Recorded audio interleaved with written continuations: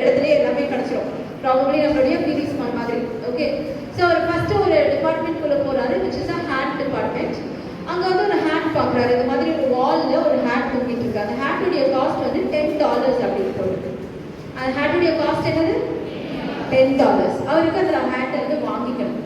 But what happens is அவர்கிட்ட $10 இல்லை, அவர்கிட்ட அதை விட கொஞ்சம் கம்மியாக தான் இருக்கு.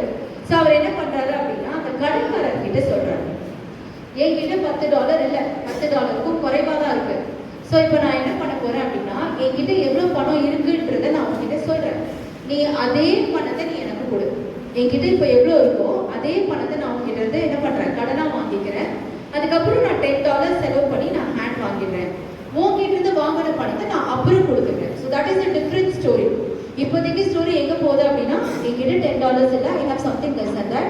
So whatever I have, I'm going to borrow from you and let me purchase that hat for $10. So this is what this man